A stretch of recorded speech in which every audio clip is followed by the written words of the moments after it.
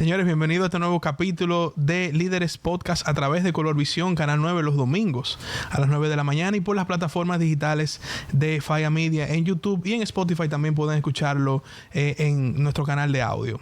Es un placer para mí abrir esta serie de conversaciones con quienes para mí representan la nueva generación de analistas políticos más trascendentales e influyentes en nuestro país, que han asumido una primacía en los medios de comunicación más importantes y que tienen un olfato de la política, de la situación de la sociedad, también a nivel internacional. Y con el primero que vamos a conversar es con mi hermano Khalil Michel Presbot. Khalil, gracias por venir a Líderes. Hermano, gracias por la invitación. Es una invitación extendida porque siempre he seguido este programa que tú con tanto decoro y gallardía has continuado y preservado en el tiempo, ahora diversificado por las distintas plataformas digitales. Excelente, hermano. Gracias, Khalil. Gracias también a ti por siempre abrirnos las puertas en la Z, en tu espacio también que tienes de entrevistas con Khalil desde la Z en las noches. Felicidades también por todo lo que has asumido desde estos micrófonos en los medios de comunicación. Y como yo siempre digo y le comento a mis amigos, creo que eres uno de los vamos a usar de las voces más finas ahora mismo en la comunicación dominicana.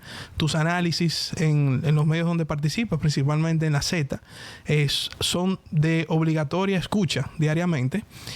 Y quiero comenzar hablando contigo ahora que tenemos aquí la portada del periódico El Avance, que llega precisamente de este mes de octubre. Está dando de beber.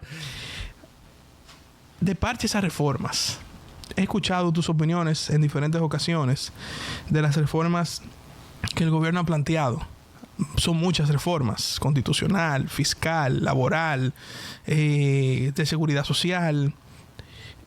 Tú sabes que ese tema del Ministerio Público Independiente, que es uno de los temas que quizás más el presidente ha abordado, fue parte de su propuesta de campaña pre-2020. Y es un tema que creo que ha suscitado un debate interesante, precisamente por tú mencionabas países que han implementado un modelo de independencia, entre comillas, que no ha funcionado. Y yo veía el otro día, nosotros, por ejemplo, el modelo norteamericano siempre lo aplaudimos. Pensamos que es el más independiente, el más autónomo del mundo, a pesar de que el Procurador General lo nombra directamente el presidente de la República. Así es. Pero me voy más lejos. Yo veía en estos días una serie de Law and Order. La ley del orden. Pero la versión de los hermanos Menéndez. Ok. Que ahora sale una de Netflix, pero la de Law and Order es mejor. Sí. Para los amigos que nos ven y saben que recomendamos series, esa es muy buena. Muy buena. Y refleja en un momento algo que pasó en verdad.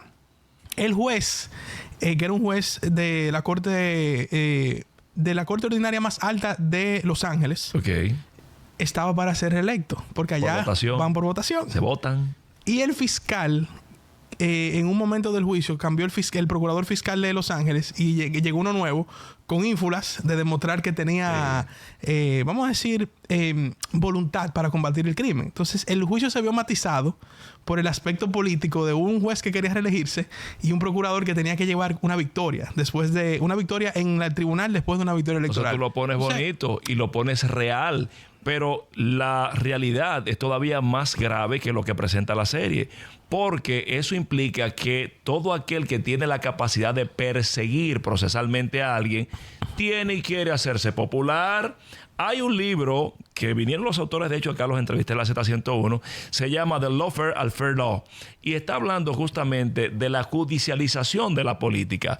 No hay que irse muy lejos. Tu querida madre, mi hermana querida Patricia Villegas, que está ya como embajadora dominicana plenipotenciaria en la República Federativa de Brasil, conoce perfectamente la situación, y es que cuando hubo el proceso de persecución contra Luis Ignacio Lula da Silva para hacérselo simpático de transparencia y todas esas pendejadas, ¿qué hicieron con Brasil? Brasil, que ya era una potencia pujante como un gigante suramericano, por un disparate de una aspiración de un particular, descalabraron Brasil y los retrotrajeron 20 años de atraso sin necesidad. Pero no te vayas muy lejos. Vete a Perú. Vete a Ecuador. ¿Tú crees que un país merece descalabrarse, Orlando, querido amigo y amigos televidentes, por 3 relojes? Pero por amor de Dios, ¿usted cree que es posible, como se vive en este país? Imagínense ustedes, un procurador independiente en donde el presidente no tenga la capacidad de removerlo y decida sencillamente hacerse el simpático porque este es un país de corruptos y decida ir contra el propio presidente de la República. ¿Qué va a pasar con la inversión extranjera? ¿Qué va a pasar con la inversión nacional? ¿Qué va a pasar con el clima laboral necesario para que la gente pueda en paz trabajar, vivir y comer? Se va a ir al diablo. ¿Y todo por qué? Por una concepción no ajustada a la realidad, sino a un nivel de aspiración. Eso hay que revisarlo bien.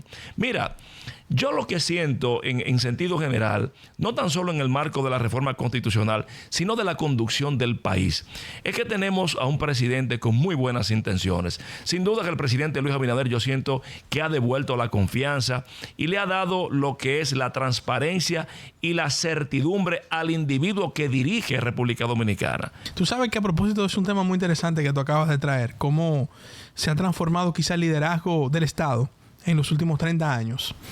Yo me preguntaba en estos días cómo estamos, y me incluyo como político y político oficialista, interpretando a la sociedad dominicana de este momento. Me voy y te hago dos comparaciones. A ver. La encuesta del MEPID, o sea, una encuesta del gobierno, que reflejaba que el 50% de los encuestados no les importaba la corrupción siempre y cuando les resolvieran sus problemas, no le hace justicia quizás a las mediciones del 2016 al 2020, donde la corrupción pasó a ser una de las primeras preocupaciones. Y tú podrás decir, bueno, quizás el PRM estaba más cohesionado con sectores de la sociedad civil, que hoy forman parte del gobierno, por cierto. Claro.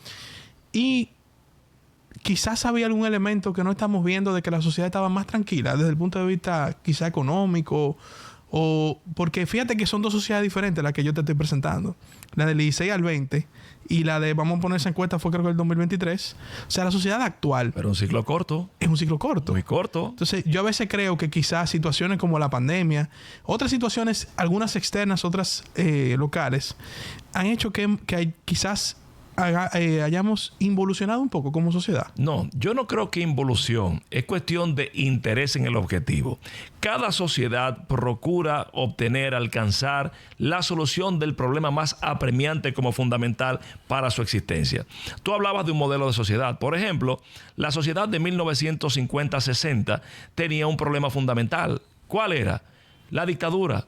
La dictadura para los que no participaban de ella. Porque, ojo, una dictadura no se mantiene 31 años sin el concurso de una parte importante del pueblo, para que estemos claros.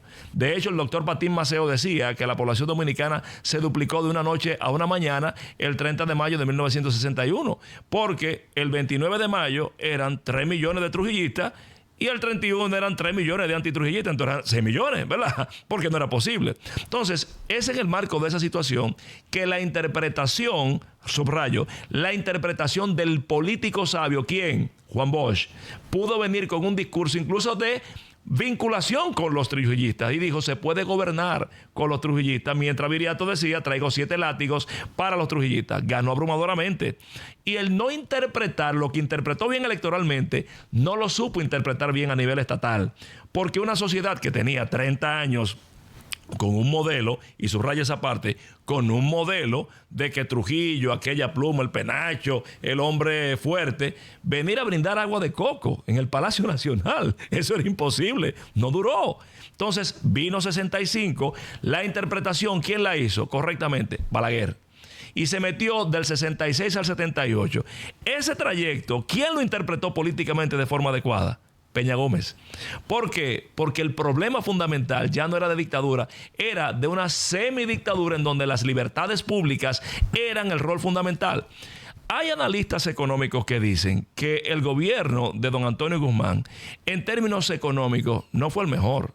Sin embargo, de hecho, se dice que gran parte de lo que tuvo que asumir tu abuelo, Salvador Jorge Blanco, fueron los desmanes de Guzmán que tuvo él que enfrentarlo con el tema de la reforma y la firma con el Fondo Monetario Internacional en 1984. Sin embargo, el gobierno de Guzmán se reputa como uno de los mejores. ¿Por qué? Porque el problema fundamental era la libertad pública. Se logró, volvieron los presos, los exiliados, se libertaron los presos políticos, había un clima de apertura y libertad. ¿Qué pasó en ese sentido? Que la democracia no ha logrado redituar en bienestar colectivo e individual lo que los gobiernos de fuerza sí lograron. Entonces, cuando tú dices, bueno, pero ven acá, está bien, transparencia, mucha transparencia. No, pero yo estoy pagando la comida más cara y hay más delincuencia y no tengo niveles de oportunidad porque todo es de un grupito con esa jodida ley 34006, que las mismas 10 familias se lo llevan todo. Las mismas 10 familias hacen todas las obras. Las mismas 10 familias imprimen todos los libros. Las mismas 10 familias suplen todo en el Estado. ¡Caray! Y entonces la gente migra y ya empieza a decirte, óyeme, Orlandito él se está buscando que se busque lo de él, pero que me deje caer algo. Entonces ya el tema de la transparencia pasa a un segundo, tercer, cuarto plano, porque lo importante siempre será la existencia. Tú mencionaste la ley 340. Claro. Y también te he escuchado, porque hablamos de las reformas. O de las principales reformas, vendrán varias. Pero hay otras transformaciones, si podemos llamarlas así, que el gobierno busca hacer a través de proyectos de leyes que van sometiendo al Congreso Nacional. Una de ellas es la ley 340. Es una ley que la creó el PLD. Antes aquí todo era... Es una importación. Exacto. Viene con el paquete. Es una del importación. sí. Pero antes todo era grado a grado prácticamente. Las compras dominicanas, si se puede llamar así. Es una ley que quizás el Estado ha crecido mucho el nivel y el volumen de compra, de construcción, de inversión y del gasto público. Ahora, lo que sometió el Poder Ejecutivo que está en el Congreso pareciera una ley que puede ser importada también, pareciera otra importación. Pero sobre todo, yo creo que es una ley que no cuenta con el aval o con la, digamos, la opinión o por lo menos la consulta de quien vive realmente de las compras públicas, quien sufre en carne propia lo que es comprar al Estado, lo que es vender, lo que es licitar, o sea, esos procesos. ¿Qué tú opinas de esa ley que se sometió? Esa ley es una aberración. Si hay un motivo por el cual en República Dominicana hay tanta delincuencia, hay tanta falta de oportunidad, hay tanta inequidad, es por esa ley. Esa ley, a mi modo de ver, la 34006, no es más que un instrumento como pretexto y como articulación para una clase dominante con una ambición insaciable lograr apoderarse de todo, dejando con nada a la gran mayoría. Y me explico. Tú hablabas del grado a grado. Mira, en todas partes del mundo no hay un mayor empleador y generador de desarrollo que el Estado, independientemente del tamaño que tenga. Lo que pasa es que en naciones desarrolladas como Estados Unidos, cualquier nación, Schengen, España, Francia, tú no lo ves por el volumen que tiene, pero son mega ultra millonarios la capacidad de acción del Estado. Pero el Estado es el mayor empleador y promotor de desarrollo. Por vía de consecuencia, la capacidad discrecional del mandatario, el Poder Ejecutivo, para poder equilibrar la participación y democratizar el acceso a bienes y servicios, no puede renunciar a ella, ni puede por ley delegarla para que por ley vaya a un mismo grupo. Y me explico. Dos modelos para que la gente lo comprenda. Modelo grado a grado Balaguer, modelo 34006 actual. Modelo grado a grado Balaguer. Balaguer iba a construir la avenida Winston Churchill desde la Kennedy hasta la Bolívar. Y el primer tramo que iba desde la Kennedy hasta la Gustavo Mejía Ricard se lo daba Orlandito. El segundo tramo que va de la Gustavo a la 27 se la daba Eduardo Sanz Lobatón. Y el tramo que va de la 27 a la Bolívar se la daba a tu tía Patricia o a tu mamá. 3 personas. 3. ¿Qué hace la ley 34006? Hace una licitación en donde la ley te precondiciona en los términos de referencia lo que son las calidades que tú tienes que tener y las condiciones para participar. Para participar tienes que ser dueño de una planta de asfalto, cada oferente. Para participar tiene que tener en vista o a vista, en cuenta, en certificados de participación, el 20% de cada lote de cada obra. Por hombre de Dios. ¿Y quién diablo va a calificar para eso? 10 gente. Entonces, 10 gente, una se gana todo el lote y hay 60,000 arquitectos, ingenieros en el CODIA que no cumplen con los requisitos y no llegan a nada. Entonces, ¿cuál es el problema de eso, Orlandito? Pero muy simple. Que cuando tú haces un tramo, tú agarras, paga la casa, paga la tarjeta, paga el colegio de los muchachos, compra un carro y el dinero entra al torrente económico, los 3 lotes que describí. Entonces hay movilidad económica. Pero cuando usted se gana por licitación, usted solo los 3 lotes, usted paga la casa, paga el carro, paga los colegios una sola vez. Todo lo otro donde va, acumulación. No entra al torrente económico. Entonces, por eso tú veías que cuando Balaguer sin ley 340, ¿dónde estaban? Hizo más de 300 millonarios. ¿Dónde están los millonarios de la ley 340-06? Tú lo que tienes es un cartel en donde los asfalteros son 10, en donde los dueños de hormigoneras son 10, en donde los que traen varillas son 10. Entonces, así no se desarrolla un país. Por eso, usted ve que cuando hacen una de las encuestas que tú decías, los jóvenes entre 18 y 24 años, el 60% se quiere ir del país, porque no hay oportunidad de competir. Te haré esta anécdota brevemente para que tú veas cómo eso opera de manera muy importante. Mi primera obra importante me la dio el doctor Leonel Fernández, grado a grado, el Hospital Francisco Moscoso Puello.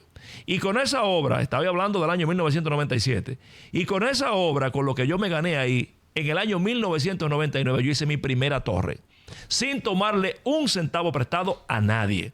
Pero como yo, habían decenas de profesionales de la arquitectura y la ingeniería que iniciaron y crecieron con ese modelo. Hoy día tú no puedes ver eso porque todo va a un mismo grupo. Te digo finalmente con eso, que si República Dominicana quiere tener algún nivel de estabilidad en donde el peso circula, ¿tú no te has dado cuenta que en diciembre hay como un ambiente de felicidad colectivo y baja la delincuencia y todo? ¿Por qué tú crees que es? Porque en verdad la gente tiene acceso a su chelito. El dominicano, naturalmente, es alegre y lo que quiere es su peso para su cerveza en la noche. Y con esa ley no hay posibilidad de que nadie tenga el acceso al peso para vivir bien. Si este gobierno o cualquiera quiere tener un país con un clima de paz como era antes, más holgado, más estable, ¿qué era un rico de antes? Un rico de antes era una gente que tenía una casa de un nivel, vacacionaba una vez al año en el extranjero y tenía un carro Malibú parqueado en la marquesina, ¿sí o no? Era así. Hoy día, los niveles de riqueza, usted dice, pero Dios mío, ¿dónde es que estamos? En Dubái. Entonces, si un gobierno quiere tener un país más estable, con mayor nivel de paz social, que deroga esa ley y vuelva de grado a grado, que es lo mejor que puede pasar para generar desarrollo nacional. Pero lo que el gobierno ha hecho es sometido a un proyecto de ley que pareciera ser más burocrático todavía. Peor todavía. Y si te vas por ahí a los requerimientos, porque ¿qué es lo que pasa con eso, Landito? Y que no quiero que terminemos sin hablar de política. ¿Qué es lo que pasa con eso? Que cuando el grado a grado funcionaba, por ejemplo, Khalil Michel era ministro de Obras Públicas y yo le daba una obra a Orlando Jorge Villegas. Bueno, le di una obra, ¿por qué? Porque a mí me interesa que Orlando, que vive y tiene su estudio en Montecristi y esa zona está deprimida, yo quiero que él haga la obra, porque cuando él haga la obra va a comer todo el área de Montecristi. Así el Ceibo, así Higüey, así Pedernales. Pero con esta ley no. Con esta ley, sencillamente, la ley dice, Orlando no va a hacer una obra. Orlando va a hacer 20 obras a nivel nacional. Y sencillamente no hay responsabilidad de nada porque no es el ministro de la Pública, es la licitación de la ley. Eso es una vagabundería porque es un pretexto para hacer algo que tú lo quieres hacer, pero te escudas en la ley. Lo único que tengo que hacer es decir, para hablar con Khalil Michel hay que tener una camisa azul agua como tú tienes, con 2 bolsillos y 2 charreteras sin botón. Nada más tú la tienes, entonces nada más eres tú que lo vas a hacer y eso no puede ser. Vamos a hablar de política. Hablemos de política. Que te vi en estos días, de hecho, en un recorrido con nuestro hermano Yayo San Lobato. Así es. En Nueva York y en Washington. ¿Cómo le fue? Extraordinariamente bien. Tú sabes que hay 2 aspectos a destacar ahí. Primero, que nosotros los dominicanos somos raros, porque nosotros tenemos un activo nacional que nos representa con dignidad en Washington. Señores, estamos hablando del gobierno norteamericano y es el congresista Adriano Espaillat. Adriano Espaillat, que en esa gala del Caucus Hispano nos invitó, a mí particularmente, a Eduardo San Lobato y una comitiva, y estuvimos participando allí, hermano, en un salón que mi madre, que era como 5 veces Sanssouci, ahí había como 4,000 personas del más alto nivel, de la parte hispana. Allí había mexicanos, ecuatorianos, colombianos, puertorriqueños. Señoras, señores, quien condujo toda la actividad, el dominicano Adriano Espaillat, nos puso, Orlandito, a mínimo, como mucho, 20 metros de Joe Biden. Y pregúntame quién presentó a Joe Biden. Adriano Espaillat. Y allí, entre tantas etnias, cuando tú presentas, y más al presidente de Estados Unidos, tú tienes que salir del escenario. No, él pidió que se quedara y cuando llegó le dio un abrazo. My good fellow, Adriano Espaillat. Óyeme bien, lo que es un reconocimiento al liderazgo dominicano en lo que es el Caucus Hispano. Ahora, en cuanto a Eduardo, te diré lo siguiente. Yo he visto muchos proyectos nacer, muchos que han tenido éxito, otros que no.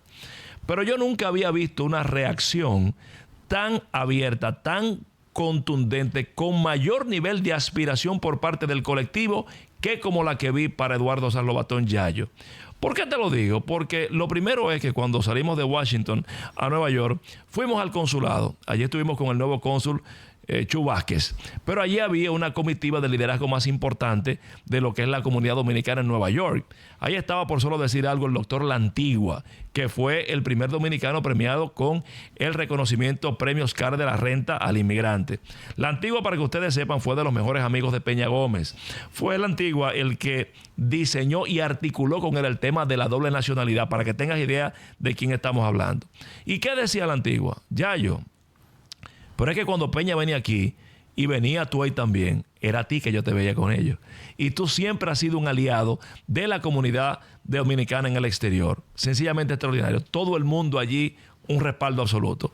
Pero de ahí después se va a lo que fue la Asociación de Bodegueros, United Bodegas of America, UBA, que debo decir, para que tengan idea de el poder que tiene ese gremio en Nueva York, que por la acción de ese gremio presidido por Radamés Rodríguez, su presidente, pues el estado de Nueva York declaró el día 21 de junio Día del Bodeguero en Nueva York. En Nueva York hay más de 20,000 bodegas y más del 80% son dominicanas.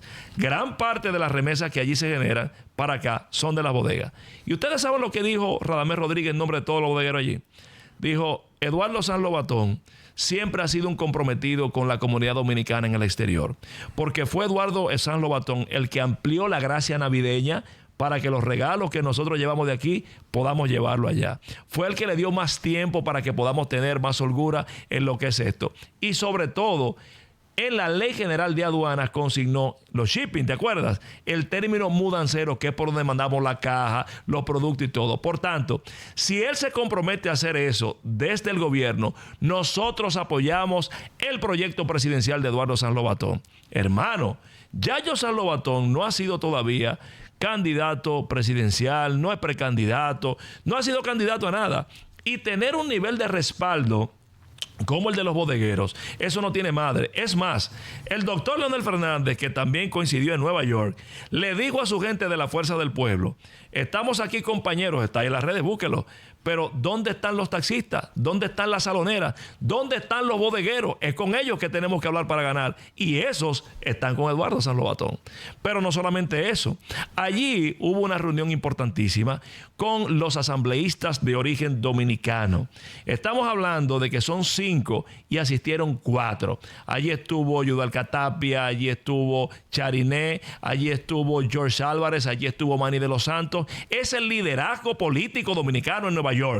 Y todos unísonos suscribieron la propuesta de Eduardo porque entienden que con él hay la capacidad de generar ese puente entre los dominicanos de allá y los dominicanos de acá.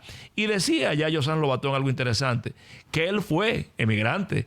Él vivió en Francia y contó una anécdota muy bonita en donde él decía: para yo poder estudiar, yo tenía que levantarme a las 5, tomar un tren a las 4, para llegar a las 7 a tomar clases de francés, después irme a trabajar para estudiar después. Y mi esposa, que se fue casado, pues entonces cuidaba unos niños para poder sostenerlos. Hermoso, o sea, él conoce lo que es la inclemencia de vivir fuera del país y por eso con tanto respeto, pero ahí no para la cosa.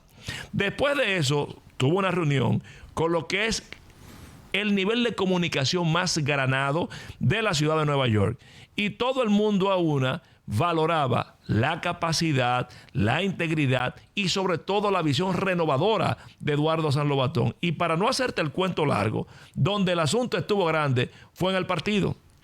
Me invitaron porque yo no soy miembro del PRM, pero yo pude ser testigo de excepción de lo que allí pasó. Cuando llegamos al partido, a la sesional de Nueva York, allí estaban figuras de la dimensión de Tontón, de Yulín Mateo, de Luis Ernesto Ducase, es decir, el liderazgo real del PRM en Nueva York. Orlando, ¿tú sabes cuál era la consigna? Ya yo tengo el mío.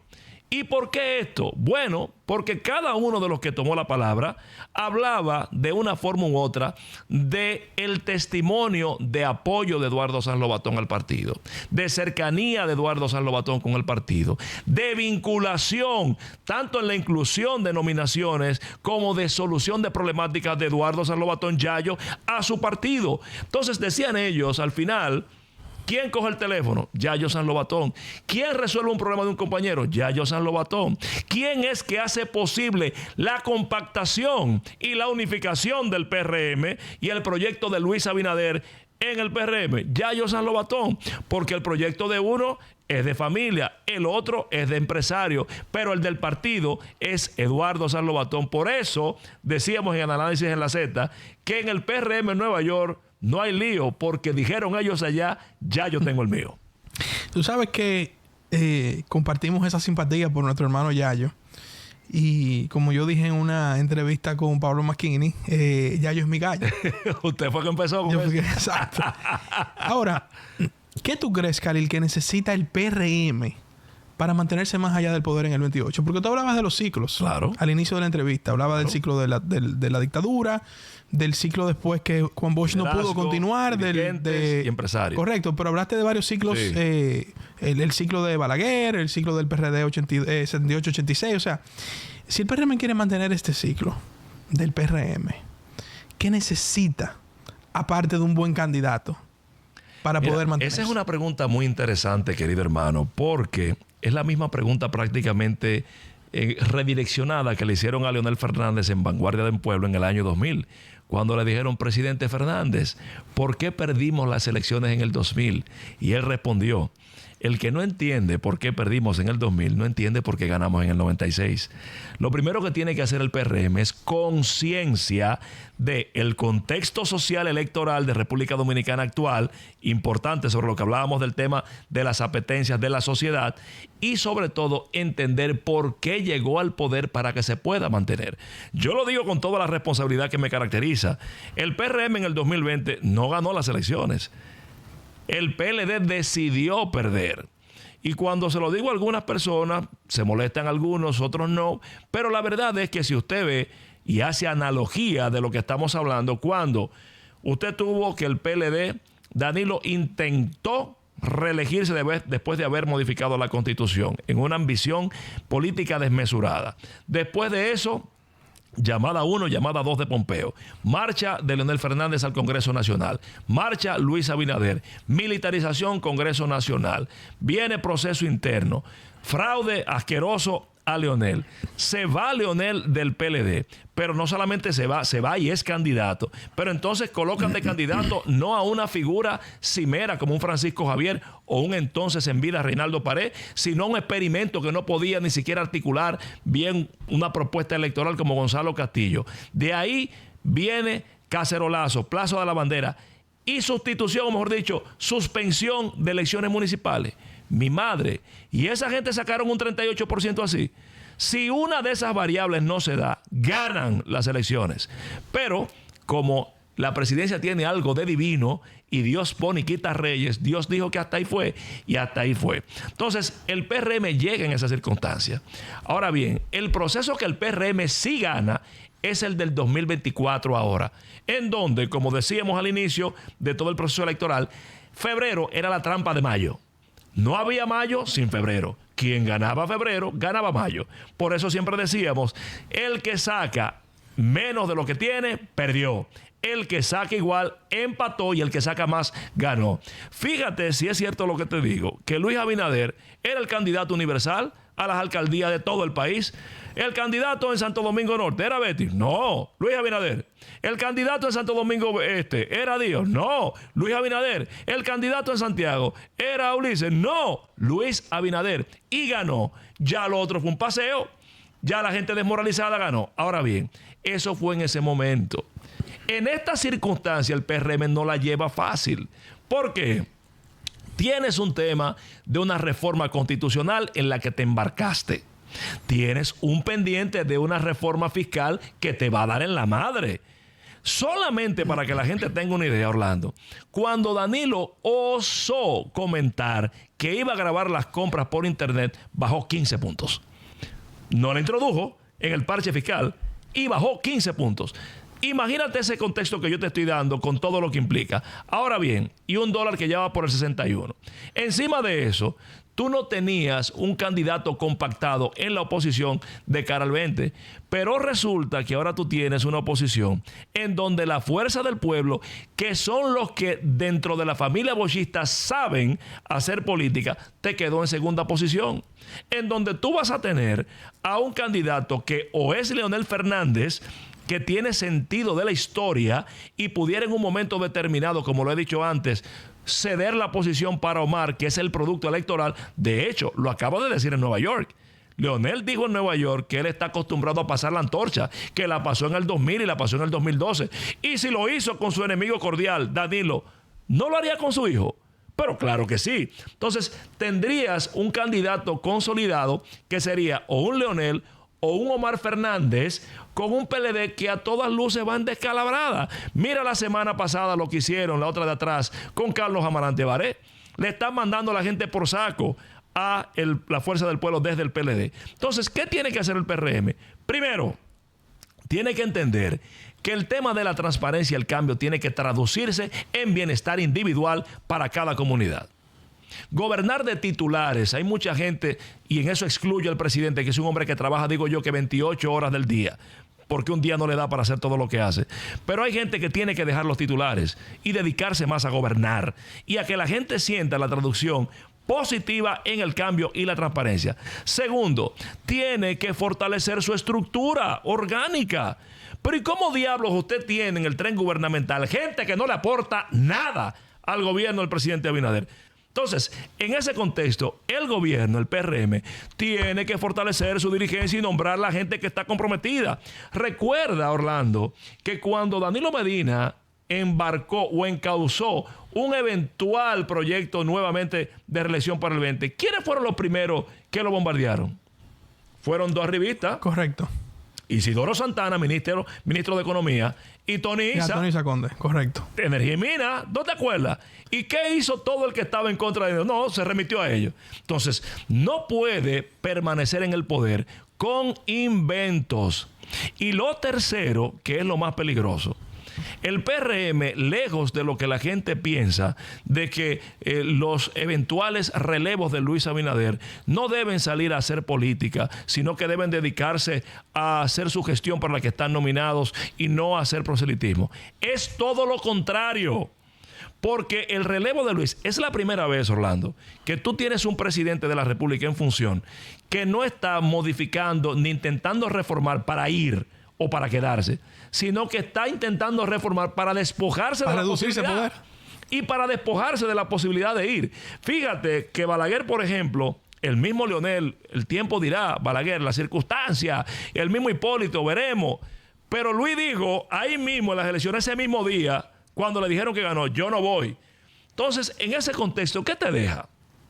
Te deja un PRM que tiene 4 propuestas presidenciales formales hasta el día de hoy, que las 4 son nuevas. Ninguno ha sido candidato presidencial. Empecemos.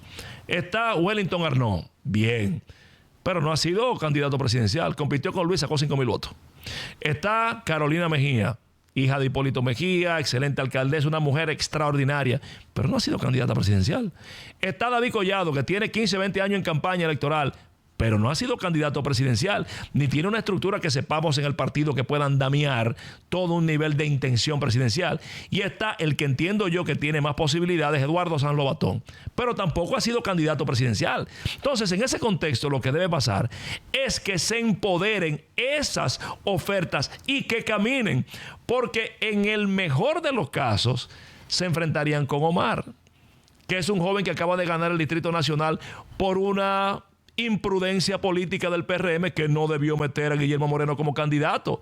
El PRM tiene que consolidar esas 3 cosas, porque si no presenta un candidato consolidado, orgánico y real, escucho por ahí unos inventos de que hasta la vicepresidenta está aspirando, que la quieren promover. Si el PRM quiere que le vaya peor que con Guillermo Moreno aquí en la capital, que invente.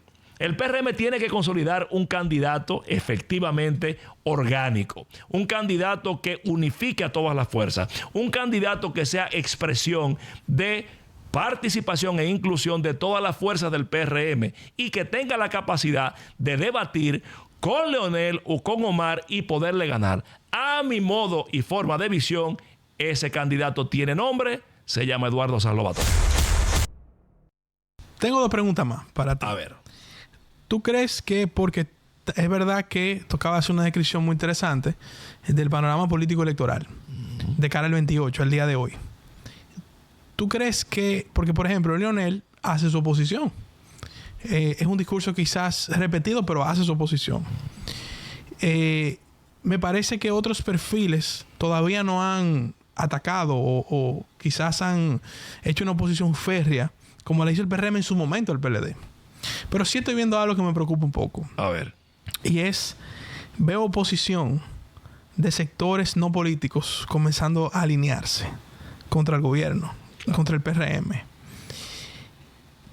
Te describo eso para hacerte 2 preguntas. Una, ¿crees que esa oposición, que no viene de los partidos políticos, sino viene de gente que dice, por ejemplo, presidente, cuidado, que no puede nombrar a fulano por decreto, al alcalde de La Vega, que advierten de otras cosas, pueda generar más poder que un partido político en esta coyuntura? Y 2, ¿pudiera eso generar un candidato que no esté moviendo en este momento? No, el candidato que no estemos viendo no. Lo primero sí. Lo primero sí, porque recuerda que los ideales son pretextos para justificar intereses. Y la clase empresarial dominicana se mueve en virtud y en pos de sus intereses. De hecho, cuando salieron del liderazgo, justamente lo hicieron porque el liderazgo dirige al empresario. Y así no le gustaba. El empresario ahora dirige al que ocupa el espacio político, que en este caso son pares. Hazte una radiografía para que tú veas, por ejemplo, la mayoría de servidores públicos que están en el gobierno. La mayoría no son políticos. El ministro de Economía es político. El ministro de Energía y Minas es político. La parte 80 ministerios no son políticos. ¿Por qué? Porque en esa dirección tú tienes que el representante es un propio. Fíjate que lo primero que se plantea cuando se va a nombrar a alguien es que no sea político. De hecho, se exhibe como algo que es una carta de presentación idónea, de factibilidad y de un nivel de acogencia oportuna, el que no sea político. No, que no sea político. Pero hermano mío, todas las conquistas democráticas, todas las conquistas de inclusión, todas las conquistas de vinculación se debe a los políticos. Entonces, en ese caso, no. Todavía el sistema de partidos en República Dominicana funciona, de hecho, en virtud de movimientos electorales en pos de coyunturas de comicios. Ángela Peña en su libro lo refleja bien. Fíjate que se habla del Partido Dominicano, Trujillo, el Partido Revolucionario Dominicano en su momento, Bosch, lo que diga Peña, Mota Ruiz, lo que diga Balaguer. El único partido que tenía una mística como organización y colectivo era el Partido de la Liberación Dominicana, que hablaba de unos métodos, que hablaba de un organismo, que hablaba de una serie de criterios que Danilo, cuando entró con el pragmatismo, lo destruyó todo.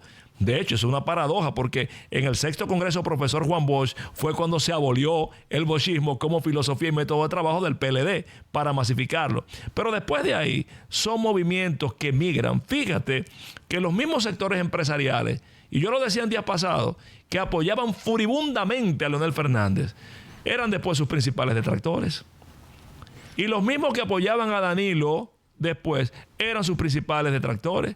Y cuando Luis le ha sido útil, son sus principales defensores. Pero ahora, verbo y gracia, lo que hablaba el artículo de Sin Visión, un progreso sin visión.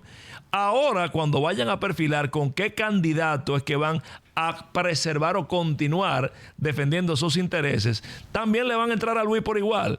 Lo único que puede vacunar, lo único que puede evitar que el legado de Luis Abinader, que creo que ha sido muy conveniente para República Dominicana, lo que puede evitar que eso se destruya es si el PRM es incluido, fortalecido, es integrado al tren gubernamental. Porque lo único que contrarresta las bocinerías, la parte del agiotismo mediático, la parte de la extorsión, pública o digital, ¿tú sabes qué es? El golpe de masa.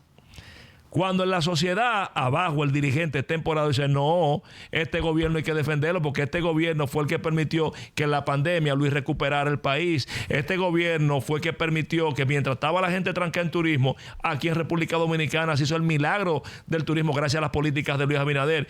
Este gobierno, desde la Dirección General de Aduanas, que ha hecho el hub logístico para el país. Entonces, cuando ese cuando ese dirigente defiende, postula y vincula a las estructuras sociales, no hay quien pueda con eso. Por eso al final el tema es PRM, vincular para preservar, si no, no hay un candidato anónimo, porque va a ser o Leonel u Omar.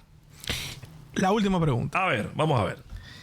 Y es más una dinámica quizás que pregunta. Pero mira, ahora que tenemos el avance aquí el periódico, en su edición anterior, esos muchachos son creativos, en su edición anterior publicaron un play de pelota con el equipo de pelota del presidente. Ajá. Ahí está el play. Ajá, vamos a ver. Pero yo no voy a pedirte que me des tu play con todas las posiciones de defensa, sino voy a ser muy sencillo y rápido. Si tú tuvieras que definir del gobierno del presidente Abinader, porque decía Maquiavelo que para ver la sabiduría de un líder había que ver quiénes lo rodeaban. Así es. Si tú tuvieras que... Así empieza su consejo en el libro del Príncipe. Correcto. Si bien es cierto que hay que irse a lo más alto de la montaña para ver lo más hondo del valle, es cierto que hay que internarse en lo más hondo del bosque para ver la magnificencia de la montaña. Si tú tuvieras que... Ahora voy a cambiar lo del equipo de defensa por los 5 primeros bates. Ajá. Del presidente Luis Abinader en estos 4 años y ya par de meses. ¿Quiénes fueran los primeros 5 bates del gobierno del presidente Luis Abinader? Mira, sin duda Eduardo Sanz Lobatón es el activo político para mí más importante que tiene Luis Abinader, porque es altamente eficiente como funcionario y es altamente eficiente como político. En él se encierra lo que es la combinación perfecta de lo que debería ser un servidor público. Porque recuerden que lamentablemente esto no es una dinastía, es un tema electoral democrático. Y como dice mi buen amigo Yayo Sanz Lobatón, los votos no se pesan, los votos se cuentan. Y hay que lograr hacerlo. Después de ahí, tú tienes varios. Tú tienes, por ejemplo, la misma Carolina Mejía, que es una mujer que ha dado buen resultado como secretaria general. Tienes una que es, a mi modo de ver, una de las 3 mujeres más influyentes, Gloria Reyes, nueva, que es muy activa, bastante trabajadora. El mismo David Collado, si está realmente alineado en el proyecto de Luis, yo creo que sí. Aunque creo que el proyecto de David es más de David que de Luis. Siento que cuando se habla de Luis, se habla de Eduardo. El luisismo creo que se nuclea ahí. Y finalmente, Wellington Arnaud, si lo viéramos también, creo que es un buen armador y un trabajador político importante. Pero en esa dirección, no me voy sin recomendarle a los amigos del PRM que la circunstancia que viven no es la que vivían. La situación de hoy no es la de ayer. Ya hay un tema de desgaste y hay un presidente que es hiper valorado, pero que no va. El principal activo que tiene el país, que es Luis Abinader, no va. No porque lo dijo otro, porque lo dijo él. Entonces, en esa dirección tienen que buscar rápidamente quién pueda sucederlo, presentarlo, proyectarlo, colocarlo para que mantenga ese encanto en la voluntad de la gente y que no se reedite lo que pasó en el otrora PRD, tanto en el proceso del 86 como en el proceso del 2012. Porque al final la cultura democrática de los que se llaman revolucionarios debe de ser que la mayoría gana. Entonces, que 1000 rosas se abran, que 1000 rosas compitan, pero sabiendo que al final la decisión la tiene el soberano, que es el dominicano inscrito en el PRM. Y si al final fue Carolina Mejía, bueno, todos irán con ella. Pero si al final es como yo pienso que será Eduardo Sanz Lobatón, todos que cierren fila temprano, porque sería muy duro ver cómo teniéndolo todo se pierde todo por falta de razón. ¿Cómo tú despides tu comentario? Ahí te lo dejo. Bueno, señor. Ha sido una interesantísima conversación con mi hermano Khalil Michel Presbot, arquitecto, analista, comentarista de diferentes espacios en los medios de comunicación. Khalil, gracias por estos análisis profundos y también interesantes y muy adecuados para nuestra coyuntura actual, porque no siempre la gente dice lo que hay que decir. Así es. Y tú te caracterizas por hacerlo. Tratamos. Gracias, hermano. Señores, ustedes será hasta el próximo capítulo de Líderes.